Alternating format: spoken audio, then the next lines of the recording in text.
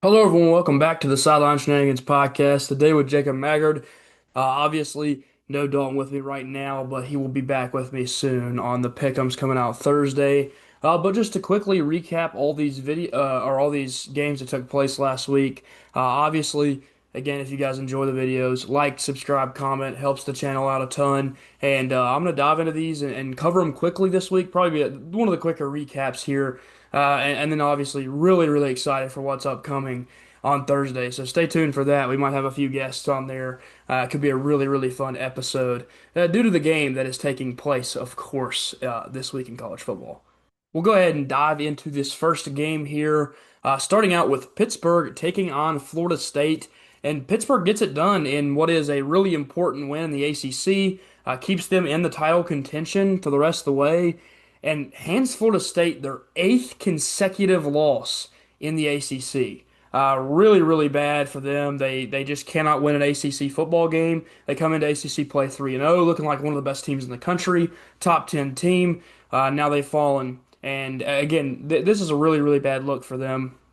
I think it's a really bad look for Mike Norvell, and now he's got Florida State fans all calling for his head once again, like they did last year, when of course they went 2-10 and had one of the worst seasons Florida State's had maybe ever in the history of the program. But for Pitt, obviously huge win. They go out and get a different quarterback to start for them because Holstein sits on the bench, and Mason Heinschel starts this game and has a really, really solid game. 321 yards, two touchdowns. Does have the two interceptions, but Pittsburgh is able to make up for those. Scores late, gets it done, and gets a huge victory. We talked about Desmond Reed a lot last year when we talked about this team. He does a great job again for them, performing at a high level. And of course, Florida State, they rely on Tommy Castellanos to play well, but 16 for 23, three touchdowns, 245 yards is not a bad game from him. Just their defense can't get stops, and Pittsburgh is able to get it done. Those two interceptions, really the only time Pittsburgh got off, or Florida State got off the field against Pittsburgh. And this is just a huge, huge game in ACC play. Once again, keeps Pittsburgh in contention for the title if they wanted to try to make a run for it. Obviously, already have that one loss is kind of rough, but they definitely are still in it. And Florida State, who knows what happens the rest of the year, but man, this eliminates them from the playoff contention, and this eliminates them from ACC contention. So really, really bad loss, and we'll see what happens the rest of the year, and potentially what happens in the offseason for Florida State. Next one here, BYU taking on Arizona in what was an absolute thriller. Goes into overtime, double overtime even, and Bear Bachmeier, this whole game was just let him run the ball. Of course, LJ Martin has a great game as well on the ground, and he has 162 rushing yards and 25 carries. But Bachmeier as well had probably 15, 20, maybe even close to that 25 number of carries as well. And it seemed like every opportunity they got in the fourth quarter and in those overtime periods, he was running the ball. He didn't do great through the air. You got to get a lot better if you want to go out and beat a team like you have to play here coming up in the Holy War. We'll talk about on Thursday. But this is really still solid from a freshman quarterback. He wears 47 for a reason. He plays like a fullback. And really, really strong rushing performance from him. Had a great time staying up late watching this game. And it was back and forth. And in that last drive, BYU was able to get it done. Punched in a touchdown and got the victory.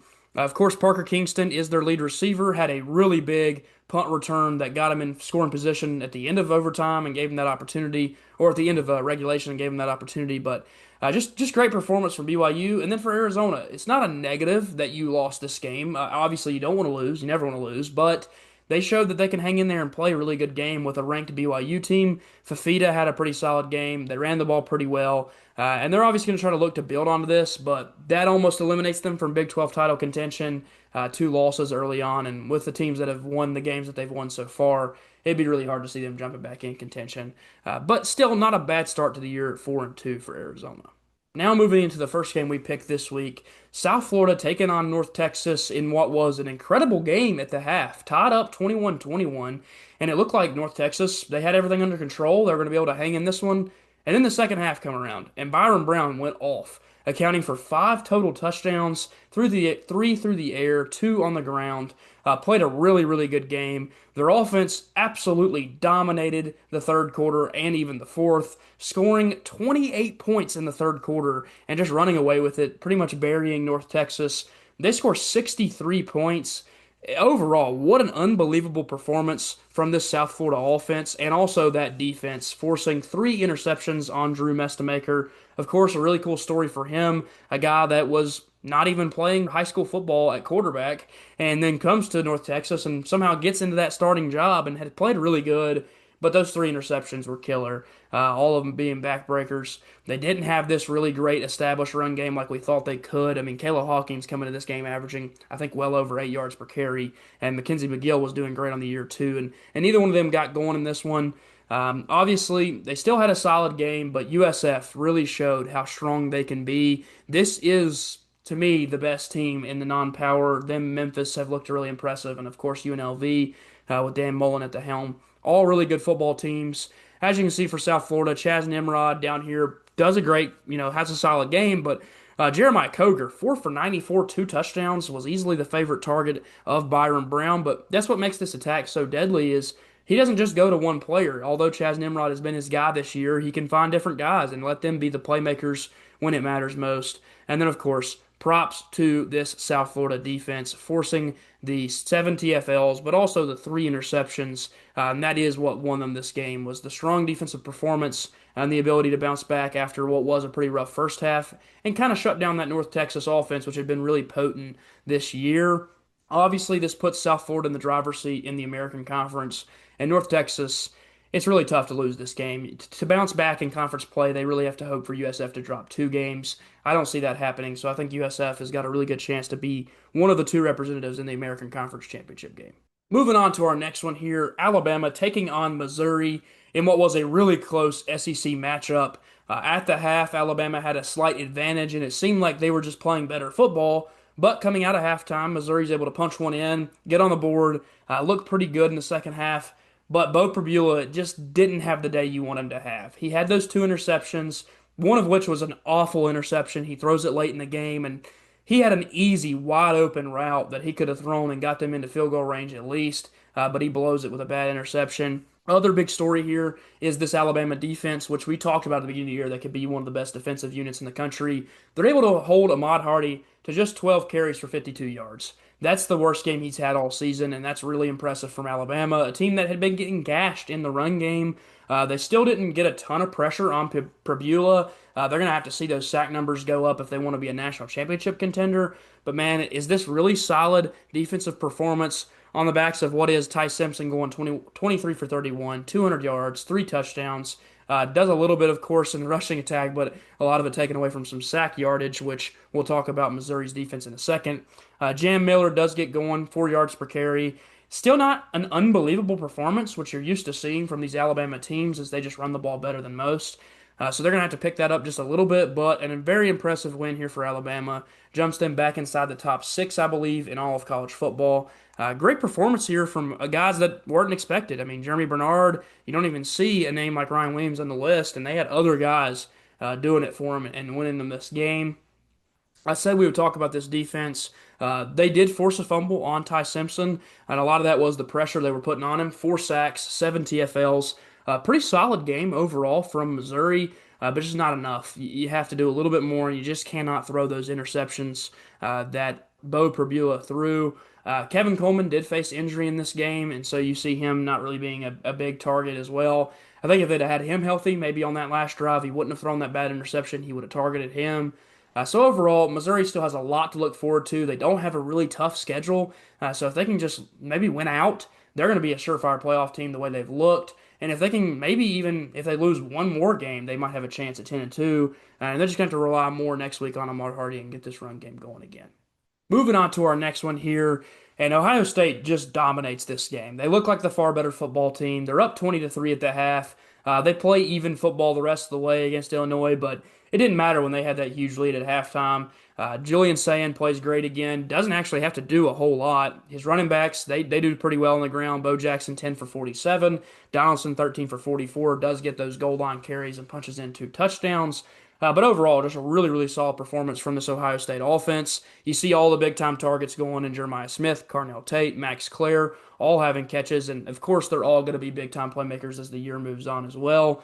Going back up and looking at the Fighting Illini's offense, Luke Altmaier plays pretty good, does have that one interception, but where they're playing from behind all day, it makes it really difficult for him to have a great passing day. They couldn't really establish the ground game due to that lead, and if they had been able to stay in this game, I think they actually could have had a pretty good ground game on the day. As you see, a couple running backs here having solid performances in their short carries, but just not enough. Altmaier gets sacked quite a few times.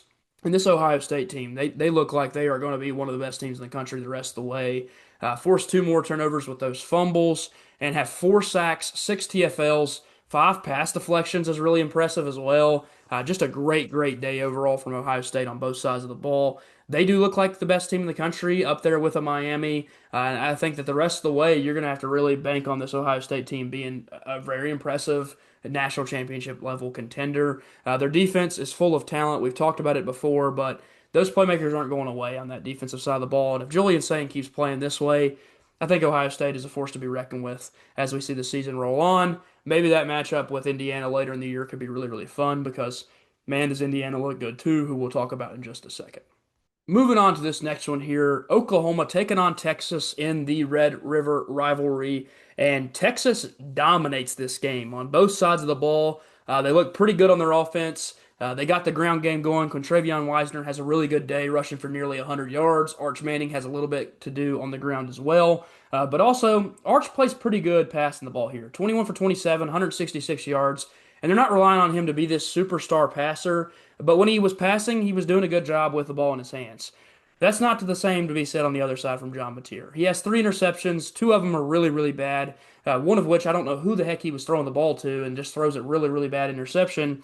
Part of that has to be the hand, though, man. I just don't think he was healthy. I don't think he should have been playing this game. I think that if you set him back at all with an injury, then you have a chance to ruin your entire season. So I hate that they played him through this. He obviously did not look right. He was not able to do anything in the ground game, which is a large part of his game.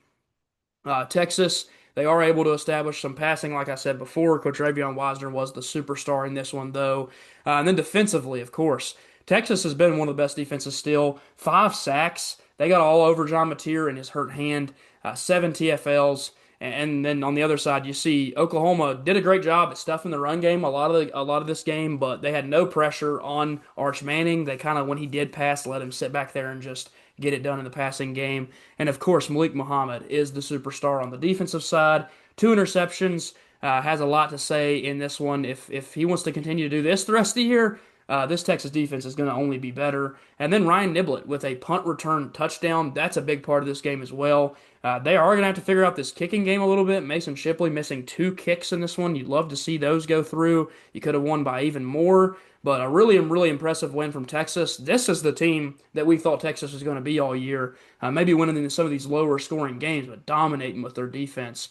They do so in this one. We'll see what happens with Oklahoma. Do they potentially rest Mateer now, knowing he's not ready? Or do they just keep running him out there? And if you get this version of John Mateer, this football team is not going to go very far. If you get the great Heisman level caliber, top tier quarterback John Mateer, I expect Oklahoma to bounce back because their defense is still really good. But they have to have Mateer rolling on all cylinders. We'll see what Texas can do the rest of the year, and man, they still have a real race in the SEC with a huge win over Oklahoma. Moving on to our next one here, Indiana taking on Oregon in a really great football game. If you watch College Game Day, it was really great how Pat McAfee hyped up the Oregon crowd, built them up all the way just to tear them down with the Indiana pick at the end. And it just felt good to see Indiana being the team that they are now, a top three team in the country. I mean, Curt Cignetti, he's already put himself in the top 10 conversation of college football coaches. He might be in the top five conversation. He turned JMU into a really good team, one of the better teams in the non-power. And then he goes to Indiana, and immediately they're competing for college football playoff spots, and now a Big Ten championship and potentially a national championship. If he's got them set up like this, everybody in the country would want him as their coach. I hope Indiana can hang on to him because this is a team that doesn't have a really great history in football. They're obviously a basketball school, so it's great to see them doing this. Fernando Mendoza, he would probably have my Heisman vote right now. 20 for 31, 215 yards, touchdown, does have the one interception, but he hasn't thrown very many all year. He's been so good for this team, even better than Curtis Rourke was last year. And then Dante Moore on the other side. He kind of eliminated himself from the Heisman contention. The two interceptions, Didn't play his best game. Was sacked a lot in this one. That's Indiana's defense being able to get after him, but it just didn't look like a Heisman level performance from him as a quarterback. I still think he's a great player. I still think Oregon's really, really good, and I expect Oregon will stay as a top 10 team the rest of the way. But Dante Moore doesn't look like a high, high level quarterback like he had looked in the weeks past. Indiana could just be that good, or Dante Moore could have just been a slight bit overrated. Roman Hemby, to talk about the ground game for Indiana, does get it established. 70 yards, 2 touchdowns. Then Mendoza has his own scrambling to go with it. And again, they did a great job of protecting him and keeping him upright in this game. Elijah Surratt, 8 for 121 and a touchdown, and then Omar Cooper, 7 for 58. That's the two big time targets. I mean, you're looking at four total players catching passes in this game, and Elijah Surratt and Omar Cooper are most of them. And that's the two superstars. They've been the guys all year. Love that combination of receivers. It's two of the best in the country. And they're doing a great job of getting it to those guys. With Oregon, of course, Malik Benson has a solid game on his one catch for a big touchdown. DeCorian Moore, you want to see more out of him. And then, of course, Kenyon Sadiq is one of the best tight ends in the country, and he only has 2 catches. You'd think if he got going, they'd have had a better chance in this game. Defensively, like I said before, 6 sacks from this Indiana defense. Very, very impressive. This is one of the best defensive units, if not the best defensive unit in the Big Ten.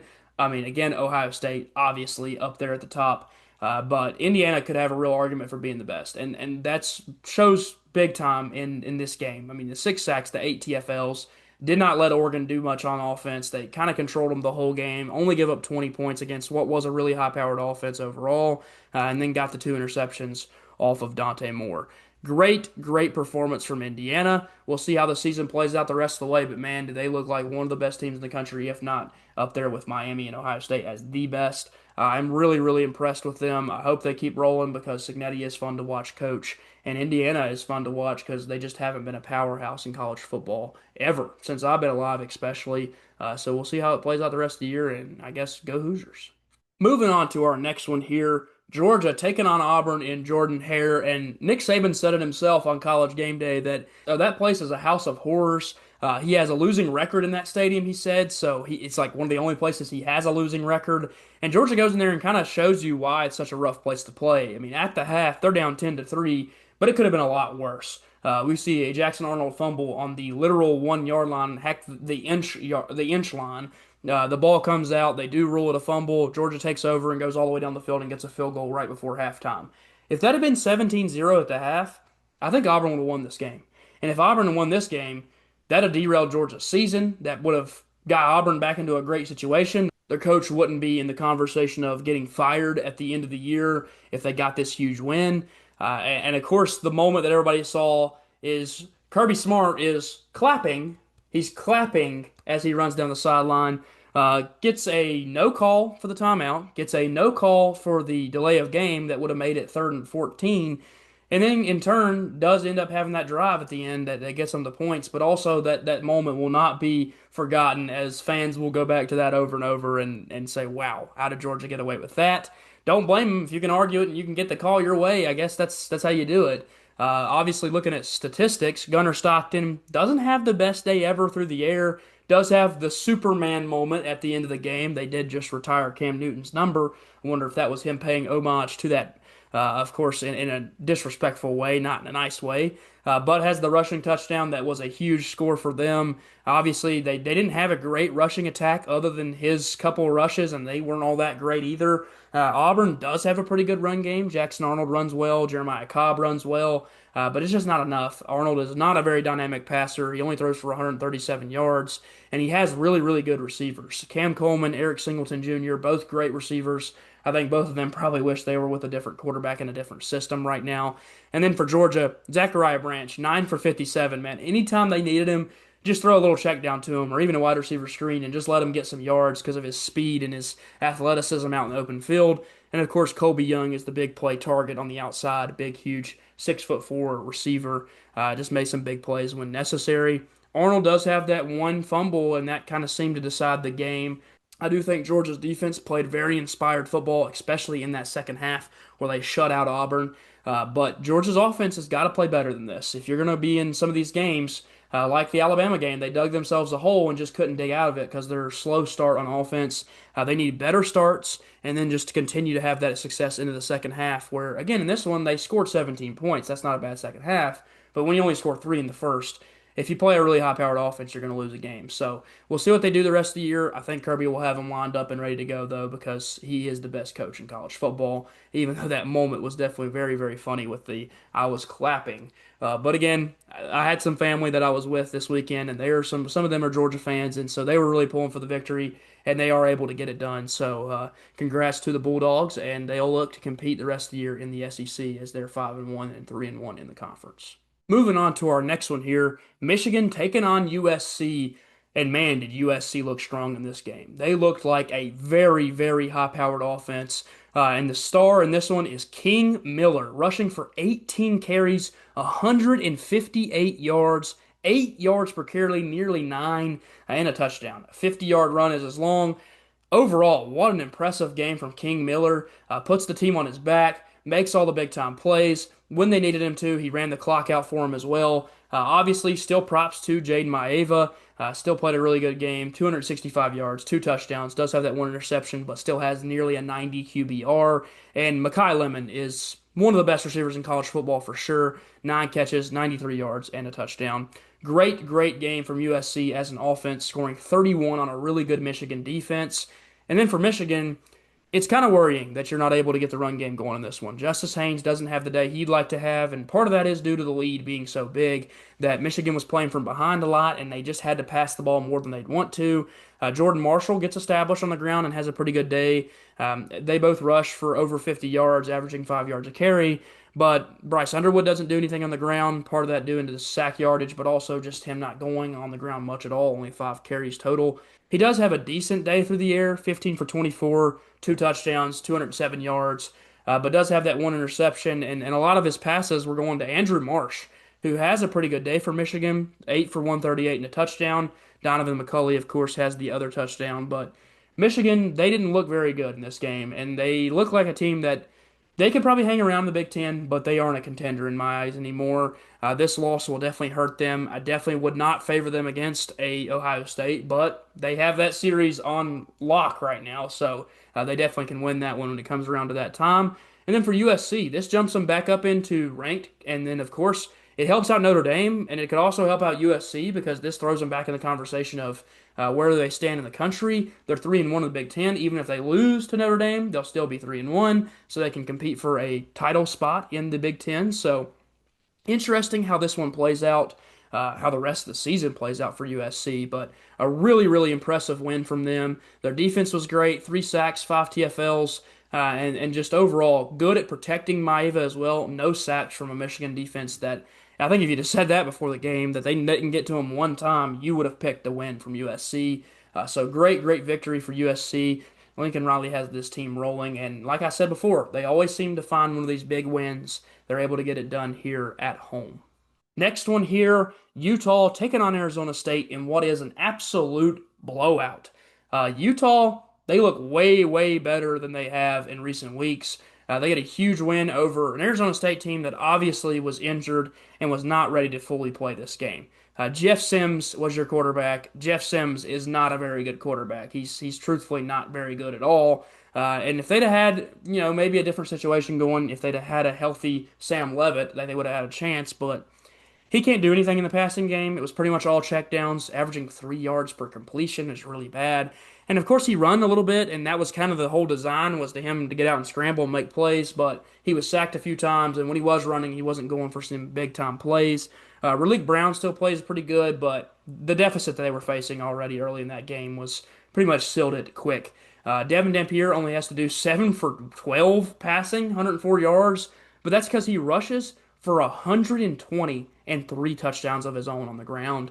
Really great day from Devin Dampier. He showcased that 1,000-yard rushing ability that he has. Really, really impressive. Wayshawn Parker gets going on the ground. Corey Rogers goes on the ground, has 2 touchdowns as well.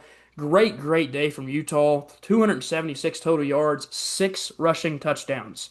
Really, really impressive rushing attack overall. Ryan Davis is their lead receiver. On the other side for Arizona State, Jordan Tyson is their lead receiver. You think if Jeff Sims could have just got him the ball more, they could have had a chance early on. But once they got down big, it was no time for them to come back. Utah's defense has a great day as well. 5 sacks on Sims, 7 TFLs. And then Arizona State, they do nothing to stop this Utah offense. They only have 1 TFL in the entire game and no sacks. If you want to know why Utah ran it down their throat all day, it's because the defense didn't do anything to stop them. And man, what a day from Utah. This is really, really positive momentum rolling into the Holy War against an undefeated BYU. Really expecting that one to be a fun football game. You're going to have two quarterbacks that are going to run a ton in Devin Dampier and Baron Bachmeier. So that's an exciting matchup coming soon. And Utah gets a huge win and puts themselves back in the top 25 and also back in the contention for a title in the Big 12. Moving on to our next one here. Of course, Virginia Tech taking on Georgia Tech in Bobby Dodd. And I was in attendance for this game. In that first half, we did not play good football. We go down 21-7 into halftime. But honestly, it was the first quarter more than anything. We didn't perform very well at all in that quarter. They ran the ball down our throat, and that happened the whole entire game. They passed the ball extremely well. We had some injuries during the game that took place that hurt us even more. But the team, they actually played pretty well the second, third, and fourth quarters. They gave themselves a chance. They fought. They played at least some inspiring football the rest of the way. But they had already dug that hole, and I told you that Georgia Tech loves to play with a slight lead. They don't care to build this monster lead because they want to run the ball a million times, and that's what they did. On the day, Haynes King goes 20 for 24, one of his most efficient days ever passing, 213 yards and a touchdown, but also on the ground goes for 60 yards and 2 touchdowns. Really, really good from him overall. Jamal Haynes goes 14 for 69 on the ground, but the superstar is Penn transfer Malachi Hosley. 11 carries, 129 yards, 12 yards per carry, and a touchdown. Absolutely dominated us on the ground in this game. He was everywhere. Every time they needed a big play, he broke off a huge run and would make a play. I don't think Tech made too many stops, especially not in that first half. And then for Tech, Kyron Jones doesn't play a horrible football game. He actually established the ground game the best he's done all year, 16 carries, 83 yards, and a touchdown. Also averaging 5 yards a carry, had a big touchdown run that was really impressive, kind of read it perfect, pulled it last second, took off and got in the end zone. And that's the thing you'd like to have seen him do all year. We just didn't use him like that all year, and it's too late to do it now. He does have one really bad interception on what was a bad play call, in my personal opinion. Never should have thrown that play. It cost us. We were running the ball really, really well, averaging 5 yards a carry as a team, but Hawkins averaging 9. And you just don't get him the ball enough. You don't let him go out and make plays. And I hated the play call we made towards the end of the game as well. When there was still a chance, we run a QB read option on 4th and 2. Just not good play calling at times. Makes you question if Montgomery's just struggling to do that and be the head coach. But overall, again, I don't hate the way we played in this one. We were severely outmatched when it comes to talent, and we hung around and gave them at least a good game. And it wasn't a horrible game to be at because we weren't getting embarrassed. And, honestly, special teams played phenomenal in this game. We got out there, had 2 incredible punts that we got down inside the inside the 2 yard line. John Love had his opportunities that he got in, and we got after him a little bit and made plays, blocked a kick. So there was a lot of positives on special teams, positives in the rushing attack. It's looked pretty good. It did look good again. Overall, just not good enough. You can't beat Georgia Tech playing like that. And I don't think we played a bad game. If we'd played like this against Wake Forest, we'd have beat them by 15, 20 points. But instead, we played like crap, and you have another loss on your schedule. Obviously, we have a bye week this upcoming week, so we'll really be heavily focused on that Alabama-Tennessee game late in that video. Overall, Aiden Green played good. Takai Heath played good. Jerickis Harrison had 2 catches for 2 touchdowns, got wide open on a 33-yard touchdown, and then also had a little flip play, which was a great play call. Got him in the end zone twice. He now has 6 catches in his career, and 3 of them are touchdowns. So you obviously would like to see Jerickis Harrison get more involved in the offense. Seems like he can do more if he gets the ball. For Georgia Tech, Malik Rutherford had a great day, 50 yards, 6 catches, and a touchdown. But they, other than that, went to a lot of different players. And they had a lot of good catches and good plays, but none of them were super insane in the receiving game. They did a lot of their work on the ground. They were able to get after Kyron, and that's the big story as well. 4 sacks, 6 TFLs as well. On top of that, to stop our run game, and the big interception from Rodney Shelley.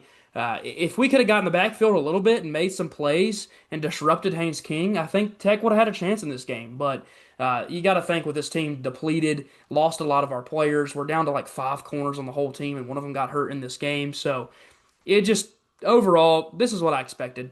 I don't think we played a terrible football game. At least played some inspired football, and it's a positive sign for the potential to go out and win a game against Cal and maybe perform the rest of the year. If you play like this against Cal, you'll get it done. I think we can beat that team, especially on a Friday night in Lane Stadium.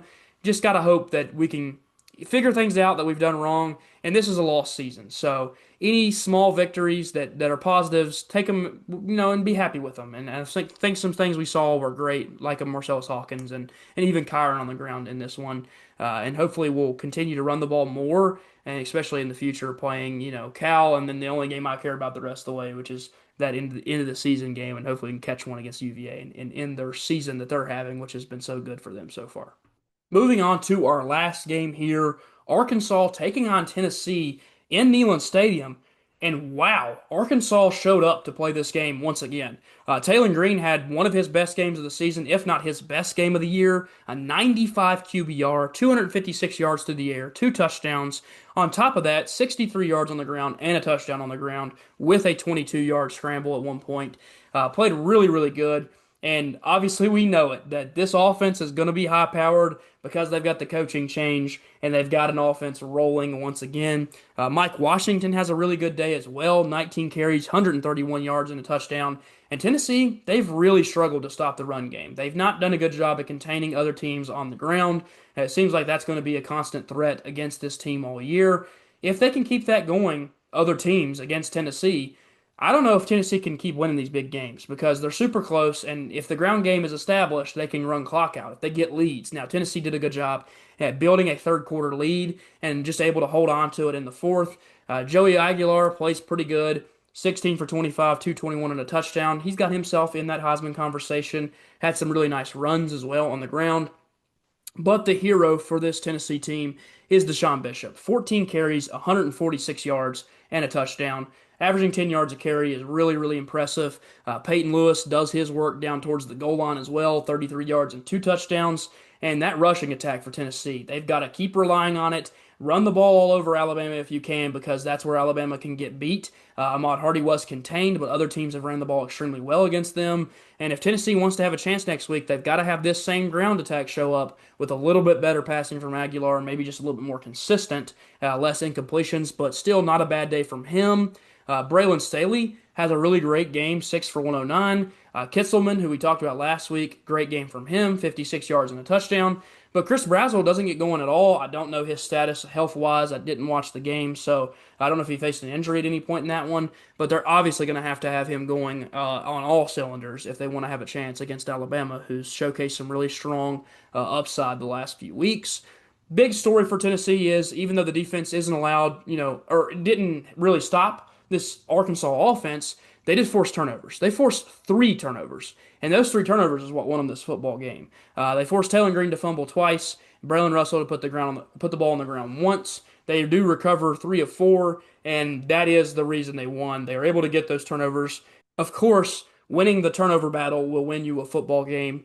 Tennessee does so. They also are able to get after Taylor Green, who is a very tough quarterback to bring down. Had 5 sacks, 9 TFLs. Did a good job of getting in the backfield and causing havoc, but when they didn't have negative plays, man, did they bust off some big runs and some big pass plays. So Tennessee's going to have to figure that out and not let that happen against Alabama. I do think Tennessee has a formula to beat them. They need their players back and healthy as well. You got to hope and pray they get back at least one of those two big-time corners. Colton Hood has been playing really well in the injury time that they've lost from the other two guys. But if they can get one of those two guys back for this game, man, it would be a huge boost to try to go out and beat this Alabama team who is red hot and playing in Bryant-Denny is going to be tough. Dalton will obviously go into that game, so stay tuned and watch on Thursday because, again, we'll have a really fun time talking about that game specifically, Tennessee-Alabama, which is going to be probably a classic this season. That is going to do it for this week's episode Obviously, had a ton of fun looking over these games. More of one of the quicker videos I've done. I just talked about every game as fast as I could, rolled through them, and got some coverage of them. Really, really excited for the upcoming week. Like I've said once before, this is going to be the week. If you want to tune into the channel, going to have probably Julio, maybe Joey, and Dalton all going back and forth on Alabama, Tennessee. And I don't have any tech this week, so I can kind of play on Dalton's side or their side against them. It'll be very fun to talk about that one, and we'll have, of course, 9 other games that will be really exciting.